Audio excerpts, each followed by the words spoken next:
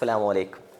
അന്തിമാന ചന്ദ്രനും കാന്തി ചീന്തും റാന്തലും നാണിച്ചു തല താഴ്ത്തുന്ന മിക്കേന്ത ചന്തമിൽ മുന്തിയ ത്വാഹാവിൻ തിരുനാളം തെളിഞ്ഞിരിക്കുന്നു. അതെ, പുണ്യറബിയ. അന്തരീക്ഷത്തിൽ വട്ടമിട്ട് പറക്കുന്ന പറവകളും കടലാഴിയിൽ നീന്തിക്കളിക്കുന്ന മത്സ്യങ്ങൾ പോലും ഇഷ്കനീറണികൾ ആലപിക്കുന്ന ഈ സന്ധ്യയിൽ ചില അല്പജ്ഞാനികൾ, നബിദിന വിരോധികൾ, അവർ നിരന്തരം ചോദിക്കാറുള്ളൊരു ചോദ്യമുണ്ട്. സ്വഹാബത്ത് റബീഉൽ അവ്വൽ 12-ന് ഇന്ന് സുന്നികൾ ആഘോഷിക്കുന്ന പോലെ ദഫ് മുട്ടി മദ്ഹ് പാടി റാലി നടത്തിയിട്ടുണ്ടായിരുന്നോ എന്ന്. സ്വഹീഹുൽ ബുഖാരിയിൽ നോക്കിയാൽ തന്നെ നമുക്ക് കാണാൻ കഴിയാവുന്നതാണ്. നബി തങ്ങൾ മദീനയിലേക്ക് കടന്നു വരുന്ന ആ ഒരു ഹിജറയെ പറ്റി ബഹുമാനപ്പെട്ട ബറാഅ ബിൻ ആസിബ് റളിയല്ലാഹു അൻഹു പറയാണ്, ഫമാ റഅയ്തു അഹ്ലൽ മദീനത്തി ഫരിഹു ബിശൈഇൻ ഫർഹഹും ബിറസൂലില്ലാഹി സ്വല്ലല്ലാഹു അലൈഹി വസല്ലം. മദീനക്കാർ നബി തങ്ങളെ കൊണ്ട് സന്തോഷിച്ചതുപോലെ, ആഹ്ലാദിച്ചതുപോലെ അവരുടെ ലൈഫിൽ അവരത്ര സന്തോഷത്തിലത്രേ.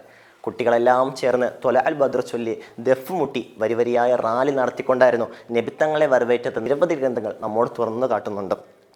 സർവ്വ സലഫി മുജാഹിദീങ്ങളും ഏകകണ്ഠേന അംഗീകരിക്കുന്ന ലോകപ്രശസ്ത ചരിത്ര പണ്ഡിതനായ ഇബ്നു കസീർ പോലും പറഞ്ഞു വെക്കുന്നൊരു കാര്യമുണ്ട്. ഈ ചരിത്ര സംഭവങ്ങളൊക്കെ നടക്കുന്നത് റബീഉൽ അവ്വൽ 12-നാണത്രേ.